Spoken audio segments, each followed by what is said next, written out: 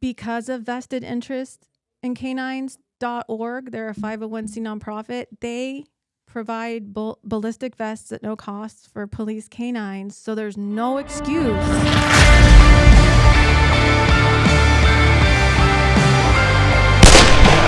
Welcome to 45 on the Hour podcast. I'm your host, Colt 45, and I'm here with the legend, the man in black. Whoa. The black belt. The true Darce of all nights. I'm trying to come up with something different this time again, bro. Every day he like makes it more and more elaborate or more like, and then sometimes sinister. Like, oh, shit. What's up? Good morning, What's up, Colt. brother? Good How you morning. doing? I'm good, dude. I'm good. Yeah. It's been a little bit of a morning, right? Yeah. Definitely, dude. What, Thursday morning, getting after it. You know, just trying to make some money, trying to stay on the grind. Yeah. Mm-hmm. Good. Yeah, it was a little bit. I was a little bit delayed this morning, so I'm glad we're here. Though we got to push this back a little bit, right? We usually start about an hour earlier. Yeah. So, yeah. So It's all good, dude. It'd be like that. Yeah. I got a little breakfast in me, so I no complaints over here. I know, right? So we got an interesting podcast today, guys. This one's a little bit different. We actually have a lady that has a service dog, okay, a police dog, and she wants to talk about how police dogs are used in the service community and why they need a certain something and why it's important. And we're going to get into that in a second here. But I want to first introduce her, the famous Tori Toaso. Toaso, there you go. Hello, Tori. Yeah, how are you, Tori? Welcome to the podcast. Just wanted to welcome you first and just say thanks for being here and all that. So let's just get into it right away. So I mean, the main reason why you're here, I kind of just want to know more about police dogs and like the reason for them and the history behind them and kind of like what your mission is. And we'll just start off with that and then we'll get into more. Wonderful. Thank you guys for having me, Colt. Thank you for having me. This is my first podcast and all your viewers can learn, and it means so much to me. So a few years ago, I dove headfirst into police canines and found out that canine units are not funded by the department and most do not have ballistic vests. Oh, okay. Yeah, I was about to say that. I've never seen a police dog with a vest. I mean, I've seen them with like the little thing that goes over them. They have a harness. Most of the time you'll see them with the harness. But most do not have a ballistic vest, like the human officer or human deputy. And some that don't always put them on a call. What about the front? I was kind of curious about that. How would it work if they even made a vest that had like how would it work? Because there's such a small space on the dog, right? Up front. Yeah. So the ballistic vests are easy to put on and they cover all the vital organs. So they actually have them? Mm-hmm. Oh. Okay. Yeah. They already exist. Yes. Why aren't they wearing them then? Well, right. So since canine units are not funded by the department, most don't have the means for fundraisers or donations or for merchandise to sell. So they can't afford to get a ballistic vest. And that's where I come in, across our nation and in California. There's a 501c nonprofit called vestedinterestincanines.org. They provide ballistic vests at no cost. The handler has to fill out the application and they'll get a ballistic vest at no cost. So on my own time, I make phone calls across the nation and email and let deputies and officers know. It's been a bumpy road. Some politely decline and say they want to keep saving money for a storm vest. Some say thank you. It's just been a difficult road to try to get police dogs across our nation vested and in our state. So I'm working with legislation for California to get that mandated. Mm-hmm. It's just, the bottom line, it's just heartbreaking for me. I love dogs, and no dog should go on duty without a ballistic vest because the human officer and deputy doesn't. So, it's just, it's inhumane. Because dogs are human too. Right? The dogs are sworn in officers, and it's inhumane, and it just makes me so angry. I would think that a department would want to invest and keep their dog safe because that's a lot of money they spent training them, getting them ready. How much is it to train a dog? Out of curiosity, let's start there. I'm not sure about the training, but every canine unit, they train every week, once a week. Okay. I know Oxnard Police Canine Unit trains every Wednesday. The Ventura County Sheriff Canine Unit trains every Tuesday. Those two departments do have ballistic vests, but most across our state and our nation do not. And so that's been my journey to try to get them vested. Right on. So it says here, I just Googled something real quick. It says the cost of training a canine unit, including the dog and the handler training, ongoing expenses can range from $12,000 to $25,000 or more. It's a lot, yes. That's why some departments hold fundraisers and events where you can buy tickets and go, or you can buy their merchandise. Like I'm wearing the Oxnard Police Canine Unit sweatshirts. I buy their T-shirts and sweatshirts to support them and also sponsor some of their events. And the Ventura County Sheriff Canine Unit, I've helped them as well. Shout out to Oxnard PD and Oxnard School PD. We have a couple law enforcement officers downstairs from Oxnard. That's go Oxnard. Yeah. Oh, and your jiu-jitsu. Right. That's awesome. Yeah. You do that. A lot of jiu-jitsu, there's a lot of law enforcement and military, service people, military, dude, things like that. It's all walks of life in jiu-jitsu, but that's really it really is. Yeah. Really, really cool. Yeah. And it's a good community. Yes, it really is a good community. So let me ask you. So like, if I don't know so much about it, but like if you're a canine officer, that dog is your responsibility, belongs to you, yes. goes home with you. Yes, that's correct. But it's not yours. It's probably police property or government property at that point? I'm not 100% sure about that, but I do know for a fact that the canines are the handler's responsibility. They do go home with them. They do live with them. That's their family member. And I know a lot of deputies and officers in our state and across the nation I've spoken to that spend their own money for the dog. That's what I was going to get at. Yes. Like, if they have to take the hit and provide that extra level of security. For food, actually Tactical Fuel by Lucy Pet. They're dear friends of mine as well. Joey Herrick. That's what their food is called, Tactical Fuel? Yes. Oh, that's so cool. Joey Herrick of Lucy Pet has their Tactical Fuel. You'll notice that he gives a lot of his food to a lot of police and sheriff canine units. Okay, so cool. the dogs are fed. Right on. So without Joey, it would, he's amazing. Can I ask something? So the vest, I'm kind of curious about the vest and everything. So what's the difference between the vest that the humans wear and the dogs? There's no difference. They're both NIJ certified ballistic vests. So does the vest go over the top or does it just cover the sides? But you had mentioned it covers the front. What about the under part? So when the vest goes on the canine, you put their legs through it, or there's two different manufacturers, but it's easy to put on, and it covers the vital organs. So if a bad guy was to shoot or stab the dog, 98% of the time it's consistent to save their life. I have those facts too in all my paperwork. 98%. Yes. So effective. it's a bit. Yes, like in LA County Sheriff, I have all my paperwork. Forgive me, I didn't bring it. I presented to legislation. There was one of the dogs in LA that he got shot at 3 times, and the ballistic vest saved his life. Wow! And they show pictures of the bullets. He was still sent to the vet, the vet, and he had one wound, but he was saved by the ballistic vest. So I have a stack of paperwork too as evidence that it does save their lives. Right on, of course. So that's what I'm fighting for.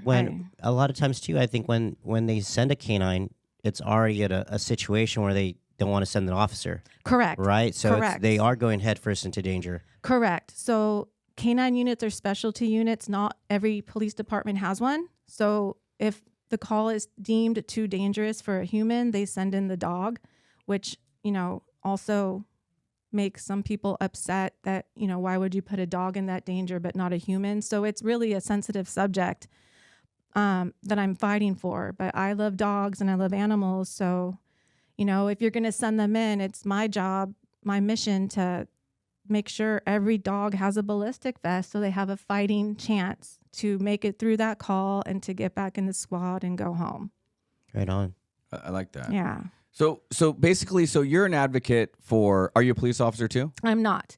So you're just a big advocate, right? Yes, I used to be a firefighter and a motocross athlete. Oh wow. And then once my horses passed and I got injured, I could not be a firefighter anymore. That's when I dove headfirst into this, because at my family business, Pet Supply Camarillo, we have a lot of law enforcement officers, and I would have a lot of exposure to police canines, and I just went crazy because I love dogs. So, and that opened the rabbit. Do you have any dogs? Do you have any dogs yourself? I don't, because I work so much at the shop. Right. And I want the Dutch Shepherd or a Malinois, and you can't keep those dogs at the shop. They're police dogs. So, but that's how I came exposed to this, and I wanted to know more and learn more. And I had all these questions: do they go home with you? Do they all have ballistic vests? And then, wow, that opened the deep rabbit hole that I started about 3 years ago on this. Is there anyone like you out there that's doing this? No. And it makes me angry. Why has no one fought for the dogs? Why has no one fought for these brave, four-legged, brave officer dogs that protect us? I can understand that, because I trust dogs more than humans. So. I do. I've said that before. Yeah, that's a real thing. I was like, it's a real thing. Yeah, because dogs, all they just want to do is love you and wait for you, and Yes. they'll never disobey you. You know, Unconditional love. They Right. just see you. They go crazy. It just melts my heart. I get it, and I'm for that. I think it's a good thing. I guess there's just a couple other questions I had for you. So, let's see, which one was I going to ask first? I want to talk more about you. So, like, kind of just give me a little bit of background about you, just a quick rundown. I'm kind of curious, like, how you became into this, right? So you kind of mentioned that you had been a firefighter before, but kind of like, what's your background? So thank you for asking. Born and raised in Huntington Beach, Oh, nice. Surf City, HB. Huntington Beach, HB. My high school was a block away from the ocean, so I'm a beach baby. That's why I live on the beach in Oxnard. So born and raised in Huntington Beach, and my first job was 14 years old at Huntington Surf and Sport. Okay. And when I worked there, this is what opened the floodgates to all of my careers. Working at Huntington Surf and Sport, one of the reps from Volcom Clothing was there, and we talked, and he said there's a position open at Volcom headquarters, the corporate office, and I'm like, I want that. So I walked into Volcom, introduced myself, said I was on the surf team for my high school. I work at Huntington Surf and Sport. I want to work here. I want to do this, this, and this, and this, and that. The rest is history. Right on. So I've worked the biggest names in action sports at the corporate offices: Quicksilver, Volcom, SMP. Wow. For Travis Barker at Famous Stars and Straps when he was in Corona. In between all of that, I was a motocross athlete, got into freestyle motocross, was with the Metal Militia a little bit. And Dang, you're a real one. that opened more doors Can too. you do a backflip on a motorcycle? I walked away because that's when I walked away. It's because I didn't want to be paralyzed. I didn't want to take that. Yeah. Oh, so, I see. Because I was doing, at the fairs, I was doing freestyle motocross demos. And it was right at the transition when Brian Deegan and everyone, backflips was mandatory. And I was one of the few girls that just didn't do that. So it was difficult. But I had to make that choice for myself. I don't regret it, because maybe I wouldn't be here today. For sure. And that opened the floodgates to modeling, and I was a co-host for Adrenalina TV, where I got to go interview the Metal Militia at their demos. So I've had a huge, and then in between that, this was way back in 2000, 2001, 2002, and 2003. I also wanted to be a firefighter. So then I did my schooling, went through the academy, and then all this was happening. So I said, you know what? You're only young once. When I get older, I can be a firefighter again. So That's cool. Yeah. So fast forward to 2017, I moved up to Oxnard and went through their fire academy. Right on. So So I've done a lot. But to answer your question about how did I get into the police canine advocacy is fast forward to 2022. Both of my horses that I've had my whole life, within 4 months of each other, I had to put them down. And then my extensor tendon got damaged when I was riding my street bike, so I could no longer be a firefighter, and I was going through the hiring process for Long Beach Fire. So all of that happened at the same time, and it was devastating. I just fell into a depression because I could no longer be a firefighter, and my horses, I had to put them down. Yeah, you came into a wall of you couldn't go this direction anymore. So then I asked myself, what else do I love? And I love animals. I love dogs. And then I'm like, I see police dogs all the time. We're very blessed at our business. And a lot of our customers are officers and deputies. And I'm like, let me dive into this, because where do they live? Who takes care of the police canines? Are they protected? What do they do on their day off? Like, so that opened a deep rabbit hole to what I've been fighting for the past 3 years. Wow. Yeah. And it's been rough. It's been a rough road. Because you're getting a lot of roadblocks. A lot of roadblocks, not so nice people. When you say not so nice, are you talking like legislation? Like Legislation has been wonderful. Washington, D.C., everyone's been wonderful. Like they respond. They're like, hey, we'll look into this. That's been a wonderful journey if we want to talk about that. But the not so nice, difficult parts are a lot of our customers aren't for law enforcement. But then I'm thinking, well, these are regarding the dogs. So if you're an animal lover, why wouldn't you want to help I understand what the you're dogs? And then, some officers and deputies across our nation I've reached out to try to want to help them get a ballistic vest, and they just, just don't. Is it more the money, or is it just making it mandatory? Or both? It's been difficult, both. The money, so to answer your question about, rural cities and counties that don't have a budget to buy it, well, it's not an annual budget. When you buy a ballistic vest, they're good for 5 years. So you're not going to be putting this on your annual budget for the department. So even if they range from $1,200 to $4,000, but the $1,200 vests are perfectly fine, and you can get one at no cost through vestedinterestincanines.org. The handler just has to fill out the application. I guess that's not too crazy. So basically every dog could have a ballistic vest, but the handlers just, I have to respect that some don't want to go on there and fill out the application. Some told me they prefer a storm vest that's $4,000, and they just want to raise the money on by themselves. But every time that dog goes on duty, you're risking their life. Risk, so I have a question. Like, what would it take to get something like this approved? Do you need to sign a petition or something like that? Yes, I have a petition on my Instagram. Oh, very cool. How many signatures do you need for it to get heard? You don't need a set amount. I have right now 202. Your viewers can go to my Instagram and click the direct link in my bio.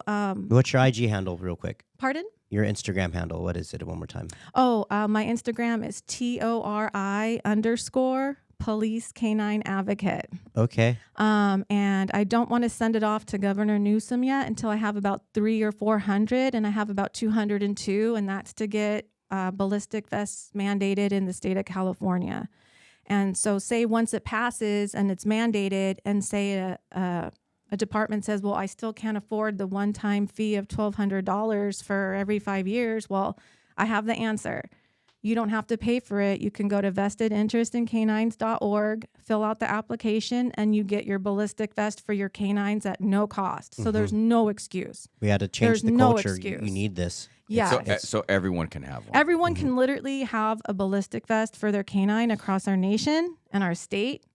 So I'm just fighting for that. I'm curious to think what you see about this. If you talk to, the guys downstairs and just say, hey, have you heard about anything like this? Like, what do you think about that? To me, this is like an easy one to get behind, Colt. Nobody really wants these animals to be in harm's way or anything like that. For sure. But I love dogs. The one thing that whether like she was going back to not interrupt, but whether you have a vested interest in law enforcement or not, it's about the dogs. It's about the dogs. The dogs don't they don't really have a choice, right? And they're service dogs and they're working.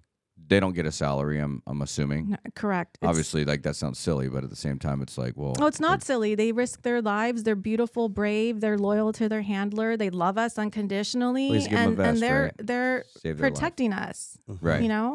They protect us. They need to be vested. Okay, I can see. It's so inhumane, and it makes me so angry. So this fuels my fire every day. I'm in my office all night. At the shop, you'll see me I have Instagram posts that I'm doing emails in between customers to people of power. I'm not walking away from this.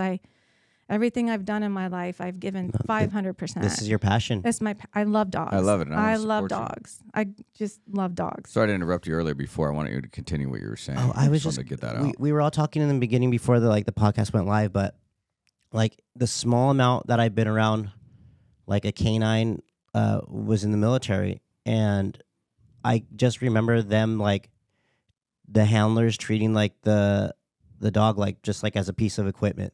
Like there was no love. It was just like, this is your job. You do it. Do what you're told. Like, you know, got treated like just a regular Marine. I mean, pretty much. Yes. But it was like, you know, we're in combat. You know, it's crazy. And like, yeah, they didn't have anything. And you know, is there a difference between like a military working dog and like a police working dog? There's not. I've had exposure to both. I'm very thankful for. And you're correct. They're treated as. This is the mindset though. Like this is correct. like the culture of the military. They can't be sweet and nice to them when they're on duty. That's correct. What you spoke of. It's very direct, and everything you mentioned. It's all about business. Yeah. So 300 or 400 signatures to get. I'm going to feel comfortable at that amount to. And why do you know that? Like, did you talk to someone else and they were like, "Oh, you got to get about 300 to 400 before you send this up I Googled it. All my research, I did my own. You know, Googled it. How many signatures do you need to pass a bill? And it's, you know, AI or whatnot. Google came back to me saying there's no set amount, but 300, 400, 500 is a good amount. Okay. So I'm at 2 something, and we could get that. Let's make that happen. And then I'm ready to click the button to send it to Newsom, and I've already mailed my paperwork and evidentiary paperwork to Newsom and his people, and I haven't heard back from them. But and you said you've made it as far as the White House right now with some of your information, right? Yes. Right after our president went into office, I waited till the first week of February, and I had an arsenal of paperwork. My magazine interviews, my petition, all my backup, all my evidence, and I just mailed that off. And right on. I got signatures that they received it, but it hasn't been, you know, I haven't been notified yet, but I'm not giving up. I'm going to wait a few more months to reach back out to Could be something that takes a little bit of time, right? A couple of years, it has, maybe. Because I really can. Right. Thanks to you and your podcast, Colt, and more exposure, the people of power can help me. You know, it just takes one person of power to see this and be like, oh, you know what? Maybe that's a good idea. Let's get her to, you know, the vice president or the president who can make these things happen. And I'm also, forgive me, I don't know if you guys watched several weeks ago, the president spoke about on one of his topics is that he said to the world, when a bad guy kills a human officer, he's going to be charged with murder. And I was holding my breath because I was expecting him to say, and when a bad guy kills a police canine, he'll be charged with murder. Because I had sent all my paperwork 3 weeks prior. Does that happen? But that didn't happen. And so, like, I'm sure he wasn't forwarded the paperwork. But what does the law say? So right now, President Trump said that right now, President Trump said when a bad guy kills a human officer, they'll be charged with murder. But my goal is to also get that for a police canine, you know, because police canines are killed every day across our nation and nothing happens to them. My due diligence serves me. There's only 3 or 4 states where the governor maybe has a little harsh punishment of 6 years in prison to the bad guy and $10,000 fine. And the police dog is, you know, killed and thrown away like trash, and no one ever remembers that. It's heartbreaking. This is the horrible part of my job, that they're just, you know, killed and like trash, treated like trash. But if a human officer gets killed, then should at least be like a memorial, right? They do have a memorial for the fallen canines, but they need more respect. The bad guys need to be punished like they are with the humans. It's so inhumane and it's heartbreaking. And I know a lot of your viewers and animal lovers that makes would agree. sense. Like if they are sworn in, like they should. They're officers. It's an additional charge or something like that, right? The same thing. That's what I'm working on too, but I need the president's help. I would have thought that that's a real thing already, but if it's not, that's kind of crazy. And that's what I'm fighting for too. We're behind the times then. Yes, and I'm fighting for that too. So after this, like, what's the next step? Like, what is your next step? Like, call, like, let's just say, President so currently, Trump, our president became, you know, sworn in January. Here we are in March. So I've sent all my stuff to him. Currently we're in March. 2 weeks ago, I sent in my resubmission for state legislation to 2 of our senators' people for the fall consideration for a state mandate. So all my paperwork has been sent to both senators for fall consideration for my bill to pass in 2026. So that's done. Now I'm currently working on emails to people of power that can help me reach our vice president and president. And it's just going to take one or two people to get this to the right people, the people of power. I can't make these decisions. I can't make the law, and I can't pass the bill. So I'm fighting for it. I'm fighting for these dogs every day. Every day I wake up, I'm on it. New emails, new people, new research. How long have you been at this for? How long? 3 years. Wow. Yeah. You're a trooper. Yeah, I'm not That's a giving long up. time. But I was it's just thinking you been were getting talking better. about like a year. Yeah, you're 18 months. gaining momentum. 3 I'm years. gaining momentum, and You're not giving up, girl. I want to thank all the a VC reporter did an article on me for the dogs. Canine Magazine. It's all on my Instagram. This is going to help as well. OhighValleyNews.com. All these people are helping me. So now my resume is just getting bigger, and then my petition. So with all of this behind me, I can keep sending this off to people of power and be like, oh, she is really working on this. She does love dogs. She's not giving up. Yeah, no, I'm not giving up. Maybe it could also be like one of those things, like especially if they get vests and stuff like that. I could see if they were engaged in trying to take down a bad guy or something like that, and some guy was trying to stab him or something. I could see that giving the dog a chance to still take down the guy, which in return, if the police dog got taken out, then the human officer would have to come in. That's what happens. Right. Right. And then that puts them more at risk. So technically it could help. For sure. Yes. Right. If there's some sort of like financial way to pay for it, maybe that's part of it. And it's also obviously not like mandated, right? Correct. Right. Is it mandated that police officers wear a vest, human officers? I've not heard of a mandate on the vests. That's just something that they do. Correct. Right. Sir, it's there. They got it. Maybe they even make it something that's like of choice. Like, okay, you're a police officer and you have a canine. Like, it's up to you whether you want a vest or not, but we'll provide it for free. Maybe even that's like a starting point or something. I don't know. But the bottom line, and what makes me so angry, is that because of vested interest in canines.org, they're a 501c nonprofit, they provide ballistic vests at no cost for police canines. So there's no excuse across our nation and in our state of California that they go without a vest. Maybe it's just not around enough to where people know that those things are out there. And so if like, like what you're doing, like raising awareness. Do you go around to all the police departments and tell them that these things exist? Or I give a have letter in the or anything? beginning, but it hasn't been pleasant. Yeah, I'm sure they don't I've appreciate made- a civilian coming in telling them anything. They're just like, yeah, like, who are you? Where do you, it's been a difficult road. And then making like, I can't fly and drive across our nation. I have to work. So I've been making phone calls and emails, spreading the word about vested interest in canines.org, that every dog really can have a ballistic vest at no cost if you just fill out the application. And who do you talk to, like when you call the police department? Obviously, you just can't call 911. So well, no. I make sure that the police departments they have the canine units. Not every department has a canine unit. Okay, that's interesting. Because they're a yeah. specialty unit. So I just, ask for the person in charge. And then, I ask, do your canines have ballistic vests? Some of the people I talked to said, I don't know. I'll pass you to the person that can help you. Sometimes I don't hear back. So I have to follow up. I'm not quite sure why no one wants my help. Why don't they want their dogs protected? It hasn't been a pleasant road, but that doesn't stop me because all of my success wasn't easy.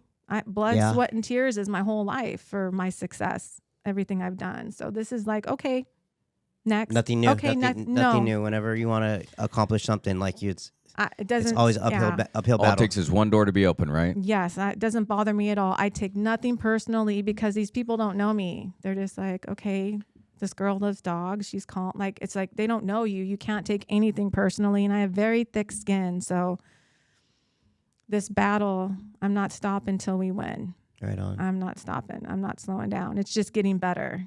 And I like the idea of the petition being signed first, right? Getting the numbers up. Hopefully we can help you with that. thank you. Yeah. Right. And then after that, then submit this to Governor Newsom Yes. first. And then maybe the White House again, and then say, hey, Yes. I have a podcast that I was talking on. Yes. And this is a military veteran, and when Trump sees it, he'll be like, "Oh, Colt and Erik. Oh, of course, yeah." And then we'll talk to Elon again. Like, but yeah, yes, he's like, those are my dudes. Yeah. Getting to Elon Musk is deemed difficult. Same with JD Vance, but President Trump has been on a lot of podcasts, and so I'm like, how does he get on these podcasts and I can't even get a hold of him? So it's health. One day, you guys. But yes, being on here, Colt, you're my first podcast, and I pray all your viewers, spread the word and get us this. I'm not giving up. Definitely, and I like the idea. I do like the idea. I know there's been a stigma for years, with this whole thing with civilians, law enforcement, this and that, and whatever. But I think de-escalate the police or what? All this crap. Defund the police, right? I think besides that, we're just talking about the animal. Nobody's gonna the dog. If people go, okay, well, there's an animal involved here that may or may not have a choice, and they love their handler, right, which is a human. Like, let's just forget about that. So if we could just focus on the animal, the dog, protecting the animal, then I think everyone could be on board. Yeah, that's a win. Right. Correct. That's correct. Who doesn't love animals and dogs? Everyone. Right. People's opinions about, how the law, all that stuff, that's their own irrelevant. opinions. It's irrelevant to this conversation. I think it's important to understand, too, because I understand where people are at. People have their own views and opinions about everything, right? I like this. I don't like this, whatever. But I think it's important to understand, like, the most important fact is that, a dog, should be treated just like a human being, especially when they're in service. Yes. They should be memorialized, maybe even protected, and maybe even like paid. I don't know like what that requires, but it sounds maybe a little crazy because they wouldn't know what to do with the money. They don't have a bank account, but maybe their handler can keep the money for them and then use that towards the dog. Maybe there's like a stipend or something. I don't know what you call it. Something like that. Dog gets $500 every 2 weeks, and that goes towards their care and the then, dogs or need something. more respect. I don't know why no one has shined the light on this, and it's my honor to take this mission, and it was just implanted in me, and I've been full throttle ever since. I think the most important thing is that you're getting the word out. Yes. Right? And you're giving people the option. Most civilians do not know when they watch your podcast. I didn't even know until you said something. I was like, what do you do? I was like, wow, okay, that's an interesting topic. I've never heard of that before. Most people I talked to are like, oh, I saw a canine unit squad car drive by, and I figured they were taken care of, and they have a ballistic vest, and they're just wonderful. And it couldn't be more opposite from the truth. They do not all have ballistic vests. It's funny that you say that. I actually thought that some of the vests that you see them wearing when they're out and about. Harnesses. I confused the harness with that. I actually thought that was like some sort of protection device. It does maybe look not like towards bullets, but just it like looks like it's device. A tactical thing. It offers some protection, maybe, Like that's what my mindset was too. Right. I understand that. So I know one police dog and handler, Ed Soros, and his dog is Duke, and they're out of, I believe, Redwood City PD. I'll ask him if he knows any of this, and maybe he could forward it to any of his contacts as well. Absolutely, absolutely. His dog is lucky to be happily retired and made it through shootings and stabbings, and that never happened to him. And absolutely, I'm grateful for Amy's support and all your viewers' support, and I know all your viewers love dogs and animals, and so this pulls the heartstrings. Yeah, and I know Erik has some contacts. I know you do some stuff. That's with true. the departments that you train. That is true. Jiu-jitsu. I help out with a program in LAPD. Like, I'll ask them. Yes, Metro Canine. I've donated to them. They surprised me at the shop. I'm so blessed to have such support from the canine units. And I wanted to say that our state legislation and in law enforcement in Washington, D.C. has been so kind to me. So that means a lot to me. And actually, our state legislation told me, well, since your bill didn't pass for 25, you should probably start a petition and resubmit all my paperwork for consideration for 26, which I just did. But because of them, that's how I started my petition, because they said, well, in the meantime, just get a petition started, and we're still going to submit you for the fall, but you got to get more stuff done in the meantime. And so I did what they said. I have the petition, and I'm thankful for more interviews and magazine and newspapers to just get the exposure. So the big guns who make these decisions can make the decisions and be like, okay, one day, this is going to happen one day. These dogs will all be protected by law.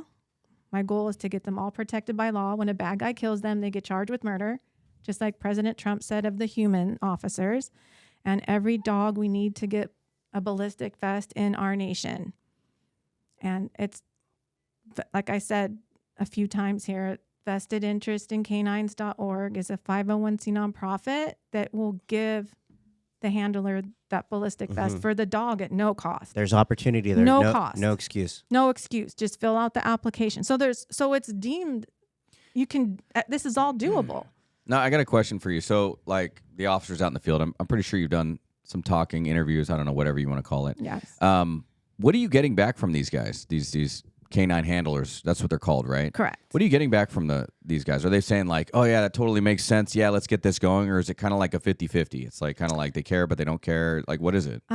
So I'm very thankful to say the Ventura County Sheriff Canine Unit, they have been so dear to me and helping me, and they have ballistic vests for their canines.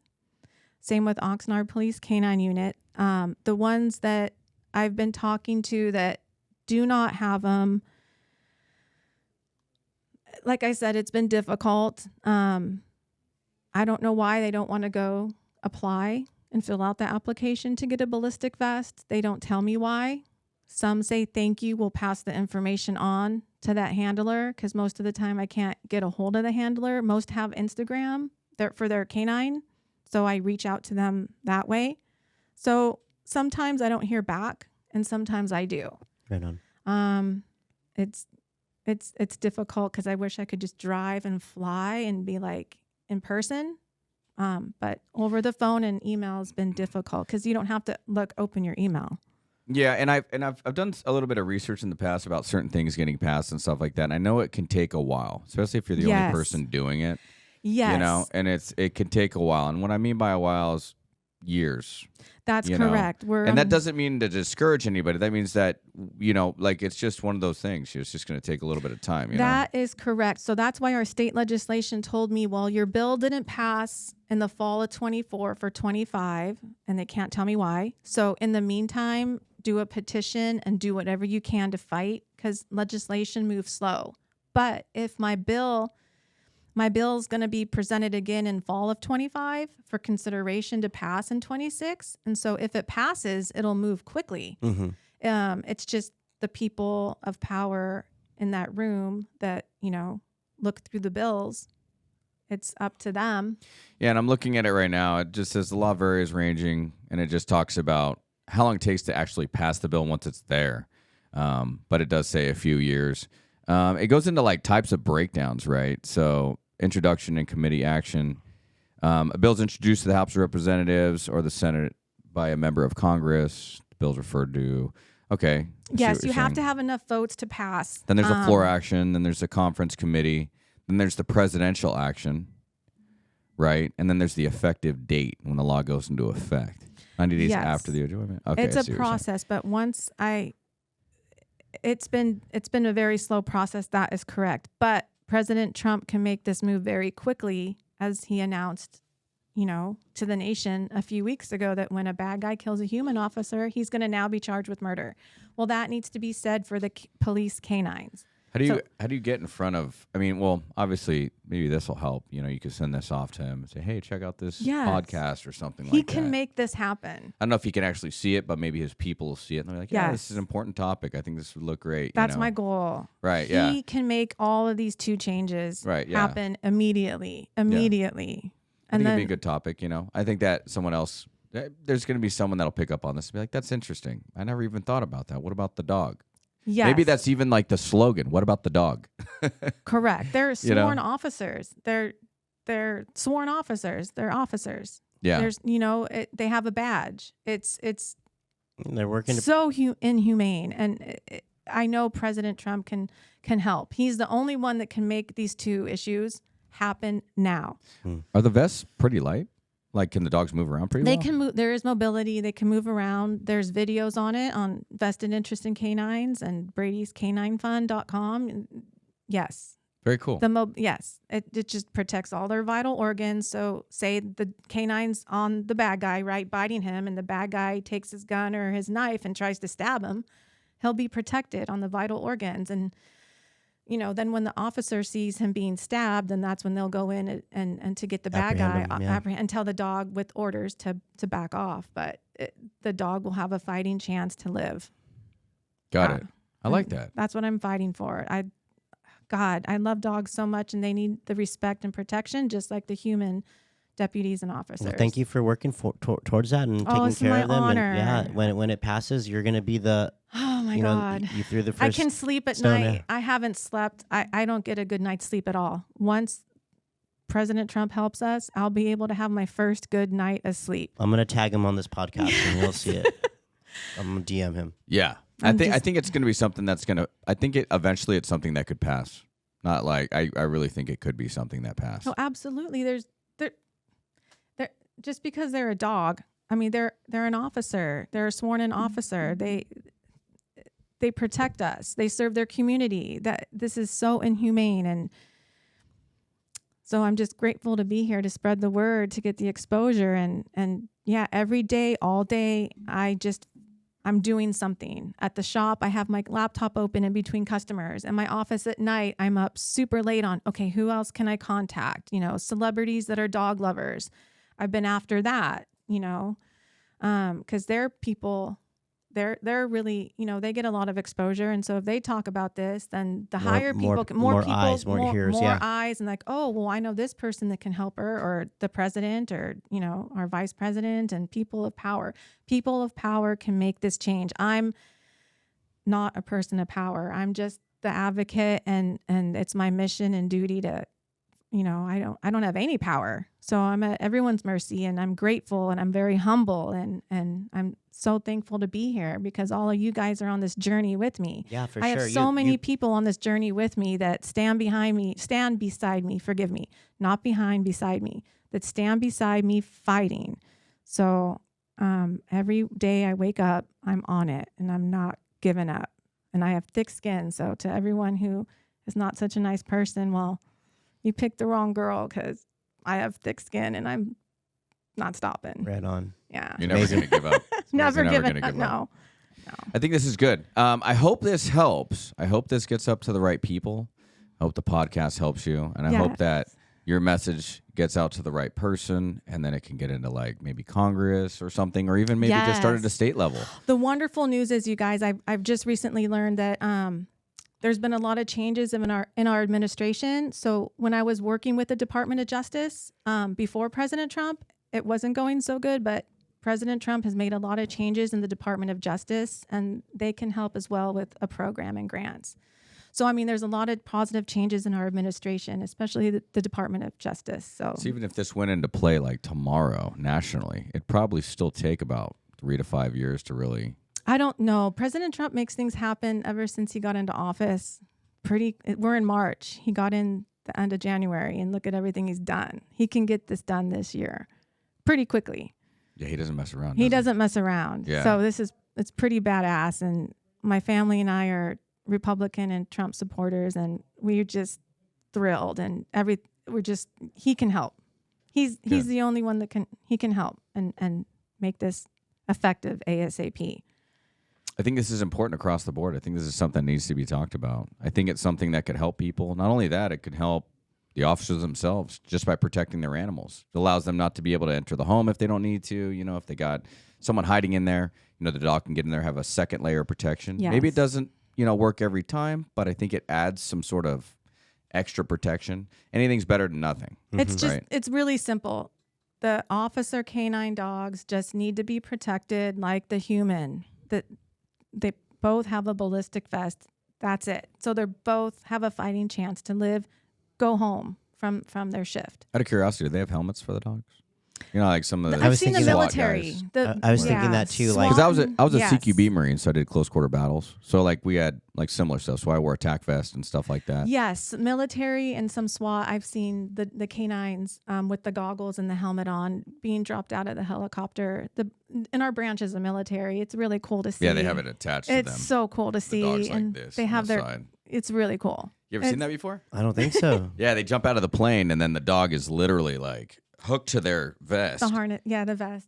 Oh, because even in like war, I remember we had I don't know what department it was, but maybe probably recon or something. But I remember dudes like walking around with dogs like hooked to their vest, literally, and they have like a thing. Yes. Yeah, and they'll jump out of a plane with them and everything. With and that all of thing our on, branches man. of military, yes, because I follow the U.S. Coast Guard, the Army, the Marines, the Navy. All of our dogs in the military deserve love and respect, and anyone can follow them on Instagram. Our military dogs are amazing. Oh my God, they're so beautiful. They're so brave. Right on. Interesting stuff. Yeah. Well, I think we got a lot across today. That was a lot of information. Good stuff. But I think we got enough to get this thing going. I think this is a good little push. I think it's a good enough podcast. I don't think it's too drawn out. I think it's just straight to the point. Yes. Kind of tells the story, paints Thank you the for picture. educating us, Tori. That was you're awesome. welcome. It's my honor. I'm so thankful to be here, you For guys. sure. You got 100%. You got 3 votes now for sure. Or votes? What is it? A vote? What are we? The signature on the 3 petition. signatures. Okay, Correct. you got at least 3 signatures right here. Yes. But like it's gonna. But you're on my army now, so Yeah. say JD Vance or President Trump, like I have all of you guys by my side and your future viewers and. To JD Vance, he's got another Marine rooting for him. Oh, JD Vance has a German Shepherd. He takes with him on Air Force One all the time. He's a dog lover. There we go. So yes, our Former Marine. our VP and yeah. He's a Marine. Yeah, for sure. Yeah. Yes, he's in the Marine Corps. So JD Vance, President Trump, they are. Yep. They dog lovers. So, But we're here to support you, and I'm pretty sure everyone that's listening to this, at least a majority, support, because this is a win-win. You know, Yeah. Doesn't matter your stance on anything, even political at this point. no it's political. Just about It's the about the animal. dogs. So Yeah, if you just don't like about law the dog. enforcement, that's okay. I respect everyone's opinion about law enforcement, but it's not about law enforcement. It's about protecting the dogs. Correct. And being an animal lover and a dog lover. And so I respect everyone's opinion, but I know this pulls on everyone's heartstrings because it's about the dogs I'm fighting for. I love the dogs, the animals. And so I'm so honored to have been here. And all your viewers, thank you so much. You're welcome. Thank you so much. This is so exciting. And to spread the word, I'm speaking for the dogs. Dogs can't talk. So being an advocate and talking for them, it's my duty. My mission, my duty. It's awesome. We're here to support you, and that was a pretty good podcast. I think we covered everything. We talked about your past, your history, why you're here, the point of the mission. Yes. And this is to get dogs some bulletproof vests Across our nation. Across our nation. Our state and our nation. Correct. So they're protected. When so they go that home. correct. They can and go then home. and then now it's raising awareness. This will raise a lot more awareness because now you have a video you can use. Yes. And And I'm say, so hey, grateful and humble and modest. And I'm so send this to humble. everybody and just say, hey, please watch this podcast. It'll explain my story, where I came from, why I'm here, why I'm doing it, and my mission. Yes. And to your viewers and to everyone else, like every civilian watching, I was just like them. I didn't know any of this. I was, in the action sports industry. I was a firefighter. I was a motocross athlete. And every time I would see a canine unit, I'd be like, how cute, how cool. And you see them in the squad. And I just never thought twice about it. I always thought that, oh, how cute. They're, beautiful dogs that work for, the police department. They're fine. They're protected and taken care of. I never knew any of this because I was in my own professions and career. And you just think when you see a squad with a canine on it that it's good. Mm-hmm. I didn't know any of this. So I was just like all your viewers. I had no idea until I dove headfirst into this rabbit hole and couldn't be further more than everything I thought. So that's why most people don't know because I didn't know. Well, now hopefully they're going to know. Yes, sir. And even if they don't know, she's going to share this video to everybody. And she's going to say, hey, y'all need to watch this. Watch this podcast. You can listen to it. You can share it, whatever. So, but I'm glad I've been here. I learned a lot from you. Yeah. I think we all got something contributing here. So I really do. I'm very, very thankful and honored. This is so great. Yeah. And that concludes our podcast. Do you have anything else? No, before we dude, go that's out, bro? awesome. Thank you, Tori. Nice to meet you. Yeah. Nice to meet you too, Tori, This as is- well. thank You want to do you, your Colt. Instagram shout out real quick? Oh yes, How people Your can Instagram. find website, ya. whatever, all your Our goodies. website, all your Yes, my Always. Instagram, Tori_police canine advocate. Yes. That's the best way to get a hold of you. That's the best way to get a hold of me. Just in case someone has something to add. Yes, they can I know reach- somebody, blah, blah, yes. blah. And when you click on my Instagram, in my bio is my email. So anyone can get a hold of me. You don't have to message me. My email is there. So you can email me. And then if you want to send me a message with your phone number, I'll call you. But my email's on there for everyone to get a hold of me. It's public. I have the blue verification check I pay for, so you know I'm real. That was really important for me to do because since I'm working with people of power, I'm paying for that blue verification check, so you know I'm real. For sure. So you know that's me and that's real. That check does So some wonders, doesn't it? It does some wonders because they're like, oh, that is Tori. It's really me. It's not just spam. So that's me. That's So, good. Yeah, and you can get a hold of me through my Instagram, my email, or message me. Well, I love it, guys. This will conclude our podcast. And until next time, get up, get after it, and get some. Bitch, don't get too comfortable. Better not get too comfortable. Better not get too comfortable. Yeah.